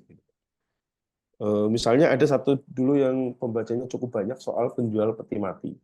Saat itu juga sengaja saya di paragraf awal menceritakan soal tidak langsung pada sebentar ya, saya bacakan eh, ini dengan gaya yang berbeda. Saya cari tulisannya. Nih, ya. Eh, ini intronya. Mitosnya sebelum sebuah peti mati laku terjual, penjualnya akan mendapatkan tanda terlebih dahulu. Benarkah? Eh, di sebuah kampung, tepatnya Dusun Kemukus, Desa Tanjung Harjo, Kapanewon, Nanggulan, Kulon Progo, seorang buruh bangunan memilih banting setir membuka usaha jualan peti mati.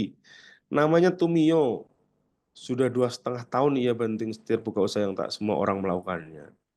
Selasa 8 Agustus 2003, saya bersama siswa UNY berkunjung ke rumahnya. Malam itu sebenarnya rombongan mahasiswa itu hanya ingin berkenalan dan penasaran. Mengapa seorang penjual peti mati ingin belajar digital marketing? Sekarang kan zamannya digital, orang bisa jualan dari mana saja. Nah, dari awal di intronya itu, saya sudah membuat sebuah paragraf pembuka yang membuat orang bertanya-tanya. Mitosnya sebelum sebuah peti mati laku terjual, penjualnya akan mendapat tanda terlebih dahulu. Benarkah? Nah, di judulnya itu juga sudah membuat orang penasaran. Penjual peti mati cerita tanda-tanda di luar nalar sebelum dagangannya laku. Ini kalau listicle ya biasanya tanda-tanda peti mati cerita ya seperti itu. Tapi kan itu akan mungkin sangat banyak ditemui gitu kan. 7 tanda-tanda ketika sebuah peti mati akan terjual misalnya. Nah, tapi kalau penjual peti mati cerita tanda-tanda di luar nalar, orang akan menunggu-nunggu. Tandanya apa nih gitu kan. Dari awal kenapa nggak langsung saya sebutkan gitu kan? Karena di berita online itu waktu baca menjadi penting. Semakin orang lama membaca tulisan kita, dia web kita itu akan lebih mudah juga terindeks gitu. Jadi itu ya Mas Ahmad ya soal Baik, judul. Mas Agung. Terima kasih banyak atas Ya. jawabannya. Intinya Oke, terima kasih. apapun Ya, gayanya, yang penting orang penasaran untuk membaca sampai selesai. Saya catat Ya, pancing rasa penasaran. Baik, terima kasih Mas Ilman. oke, siap. Itu tadi pertanyaan dari Mas Ahmad ya. Mungkin ya. boleh izin eh, sebelum kita beranjak ke pertanyaan selanjutnya, Mas. Saya masih nyambung ke Hmm. pertanyaan Mas Ahmad tadi. Ya, ya, Kalau di media sosial kan sekarang ada zamannya hook, Mas ya. ya. Kayak hook beberapa apa Hmm. 3 detik pertama menentukan konten itu kayak gitu. Ya, ya. Nah, apakah rumus itu sekarang juga relevan di kepenulisan, Mas? Misalkan kalau yang saya tahu ya selama ini kan Ya, lead itu maksimal 1 paragraf. ya. Nah, untuk artikel news atau feature gitu, ada patokannya sih Mas, berapa paragraf di awal atau ya ngalir aja kayak gitu. Ya, kalau saya sih nggak ada. Saya kembali ke soal media tempat di mana eh, cerita itu mau kita tempatkan, gitu kan. Jadi dulu misalnya kalau di media cetak karena modelnya kolom itu kadang rumusannya 1 paragraf 4 kalimat nih, gitu kan. Ini koran ya. Tapi kalau di media online itu 1 paragraf itu 2 kalimat saja, gitu kan. Karena dia akan lebih kecil karena membacanya orang melalui handphone layar gitu kan.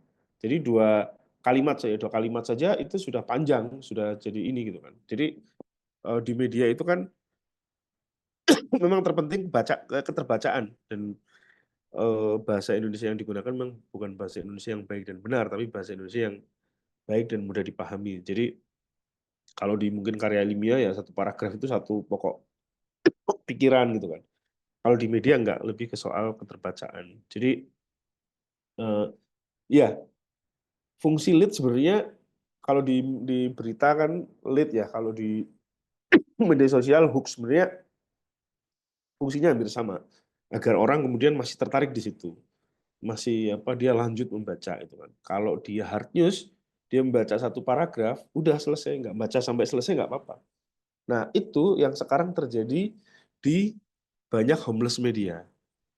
Dia mengambil satu lead ya, apakah itu unsur menarik atau penting, tapi orang udah dapat informasinya ya hanya segitu tuh. Mau kita ngomong apa misalnya, USS Feed, terus Volksseed, gitu kan, Volkatif, atau Invipop misalnya, atau miliknya dari Corbusier, jadi Insider, ya dia menyebutnya entah hook atau apa, itu kalau di dalam media lead-nya kan, tinggal rumusannya penting atau menarik. 2 hal itu aja sebenarnya. Itu sih Mas Himawan. Oke, terima kasih Mas Agung. Ini nggak kerasa kita udah hampir 1 jam lebih ya. Ini pertanyaan terakhir mungkin ya buat sesi Q&A malam Ya, hari ini Mas. Pertanyaan dari Kak Sarah. Nah, ya, ini ya. mau nanya, Mas Agung, ada nggak larangan atau batasan saat menulis feature agar nggak dianggap mengeksploitasi kesedihan, kekerasan, atau kebebasan? Ya. Hehe. Boleh nggak kalau nulis cerita komedi? Ah, itu Mas. Ya. Ya mungkin batasan gitu ya. Sebenarnya nggak ada selama kita paham juga soal, nah ini yang juga teman-teman perlu paham ya. Kalau di dalam konteks jurnalis ada kode etik jurnalistik ya. Itu ada batasan-batasan soal apa yang boleh dan yang tidak. Kalau untuk umum sebenarnya ya berkacanya kembali kepada undang-undang ini produk hukum positif di Indonesia yang sekarang ya undang-undang ITE misalnya. Teman-teman kalau saya nggak tahu kebijakan di Yorsay atau di yang lain ya, apakah itu jadi tanggung jawab media atau enggak. Kalau di Mojok karena kurasinya juga cukup ketat, itu udah jadi tanggung jawab kami sehingga eh, apa redaktur itu juga menyaringnya lebih detail ya, jangan sampai hal-hal yang melanggar aturan jurnalistik atau produk hukum positif di Indonesia itu terjadi gitu kan. Nah, batasannya ya kembali ke soal etika. Di dalam media itu ada nilai layak berita. Nilai layak berita itu hal-hal yang, wah ini kalau terbit akan dibaca oleh orang. Nah, tapi hal yang punya nilai berita itu belum tentu dia layak terbit. Jadi, wah ini bagus nih kalau jadi nilai beritanya ada. Tapi wah ini kalau sampai terbit ini bisa rame nih karena ada hubungannya dengan ras misalnya. Atau ini ada hubungannya dengan apa namanya keresahan masyarakat yang mungkin malah apa situasinya lagi tidak kondusif. Nah, itu kurasi di redaktor itu menjadi penting ketika itu dimuat oleh media ya. Tapi kalau misalnya itu blog, nah teman-teman harus harus melihat lagi tadi soal undang-undang ITE karena ya tidak ada dilindungi. Sering saya memberikan pelatihan terutama untuk jurnalis warga ketika, Mas, kami itu ingin nulis jalan yang rusak di kabupaten kami gitu kan. Tapi kalau kami nulis, kami kan berarti harus menghubungi dinas ini. Wah, nanti kami pasti diancam dan sebagainya. Saya ngomong ya jangan menulis dengan cara seperti itu. Salah satu fungsi feature itu kan sebenarnya menulis hal-hal yang berat itu dengan cara yang lebih mudah. Misalnya jalan rusak.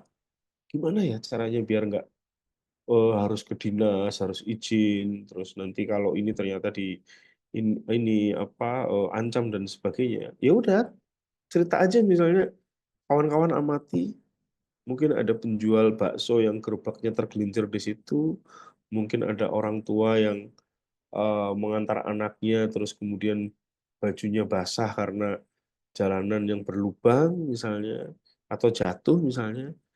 Yang diceritakan fokus bagaimana orang-orang itu mungkin menderita dalam konteks karena fasilitas publik yang atau jalan yang rusak. Udah itu aja. Itu nggak harus apa kalau konteks citizen journalism nggak harus konfirmasi ke dinas atau apa wong yang apa sedang cerita soal penjual bakso yang gerobaknya terguling karena jalan berlubang kok. Tapi ketika itu muncul, orang sudah tahu ini nih harusnya pihak terkait apa menindaklanjuti.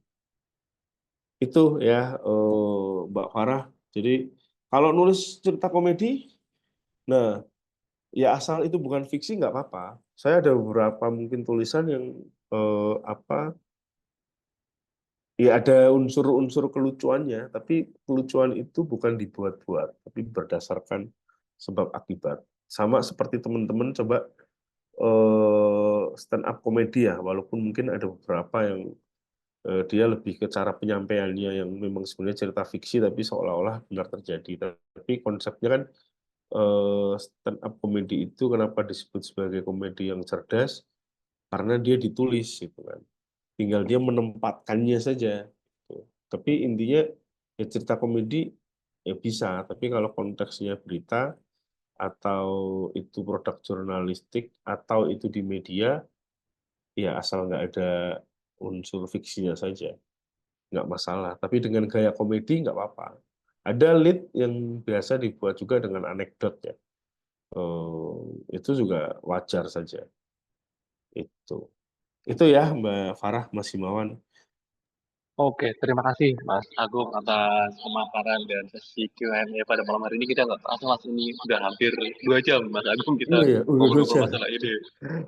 Nah, Oke, oke. mungkin sebelum closing statement dari Mas Agung nih, penutupan dari Mas Agung.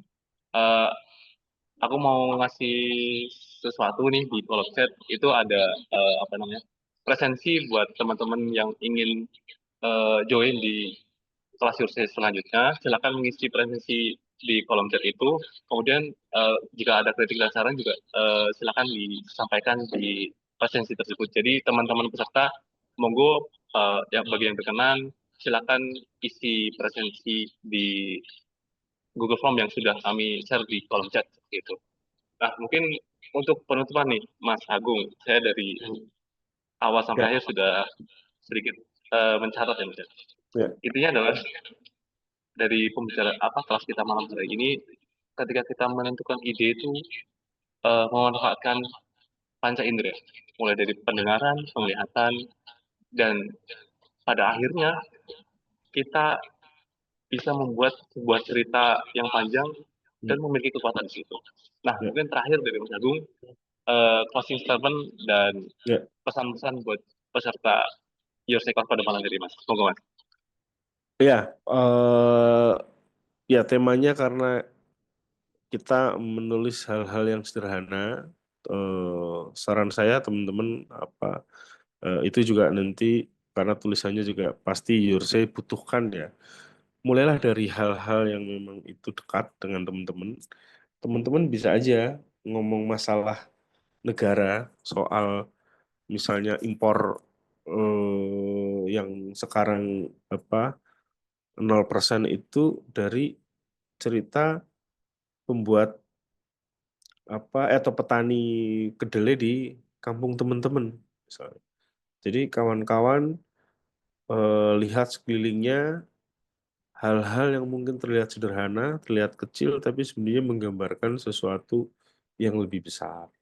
Jadi ya pesan saya mulai melatih kepekaan pada hal-hal di sekeliling teman-teman, yang itu ketika ditulis bisa jadi dampaknya itu besar terhadap publik atau mungkin lingkungan ya teman-teman.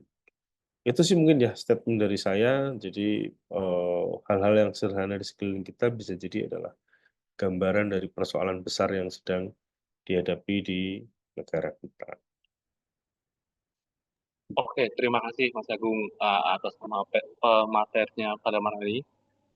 Oke, mungkin kembali mengingatkan ya buat teman-teman peserta pada malam hari, kalau misalkan kita sudah sama-sama belajar bagaimana cara menemukan ide dan menyusun cerita yang eh, memiliki kekuatan. Nah, mungkin bisa dicoba nih buat teman-teman peserta untuk ikut peruntungan di kompetisi menulis Yourse Existential Cup. Tadi sudah kita belajar cara-caranya. Nah, silakan buat teman-teman ikut di kompetisi menulis ini dan berkesempatan memenangkan e-wallet senilai Rp250.000. Nah, siapa tahu kan rezekinya kita sudah belajar, kemudian kita menerapkan ilmunya di kompetisi Axis National Cup ini dan berkesempatan mendapat e-wallet Rp250.000. Nah, jangan lupa teman-teman, kompetisi ini juga gratis dan tidak dipungut apapun ya. Tinggal join di arcadia.me, bikin member, kemudian submit tulisan dan akan melalui proses-proses dari tim kurator dari Yose sudah publish kayak gitu. Jadi silakan manfaatkan kesempatan ini mumpung masih panjang nih periodenya sampai 30 September. Oke, eh, kita sudah sampai di penghujung kelas pada malam hari ini. Sebelum kita mengakhiri sesi Yorse Writing Class pada malam ini, untuk lebih komplitnya, nah, kita mau dokumentasi Mas Agung dan Siap. teman-teman peserta. Bagi yang berkenan, monggo silakan untuk on cam dan kita bisa foto bareng pada malam hari ini. Oke, monggo teman-teman bagi yang berkenan silakan on cam dan kita akan foto sesuai aba-aba dari saya ya.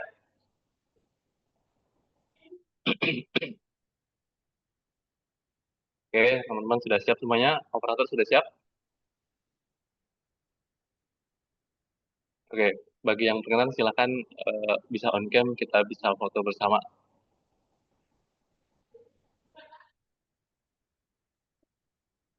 Oke, sudah siap teman-teman? Siap operator? Oke, dalam hitungan ketiga. 1, 2, 3. Oke, sekali lagi. 1, 2, 3. Oke, sekali lagi. Gaya bebas. 1, 2, 3. Ya, terima kasih buat teman-teman Sobat Yorse pada malam hari ini yang sudah join di Yorse Lighting Class pada malam hari ini. Dan tak lupa saya juga mengucapkan terima kasih kepada Mas Agung atas sharing ilmunya yang sudah sangat bermanfaat buat teman-teman Sobat Yorse pada malam hari ini. sebenarnya saya yakin dari teman-teman peserta masih banyak pertanyaan. Nah, mungkin kita bisa sambung di next Your Class pada kesempatan yang akan datang ya Mas Agung ya. Siap, ya. Terima kasih juga teman-teman, Mas Himawan, Yursei, Mas Randy ya, suara senang sekali hari ini bisa sharing. Mungkin lain waktu bisa disambung. Kalau misalnya mau bertanya lewat media sosial, saya juga silahkan. Kalau nggak langsung dibalas, mungkin karena lagi di jalan saja. Itu aja, Mas Himawan. Sekali lagi Oke. terima kasih teman-teman. Oke, terima kasih juga Mas Agung dan teman-teman peserta dari awal sampai akhir. Apabila banyak salah-salah kata, saya mohon maaf yang sebesar-besarnya. Selamat malam, terima kasih. Assalamualaikum warahmatullahi wabarakatuh. Terima Waalaikumsalam. kasih. Terima kasih teman-teman. Thank you.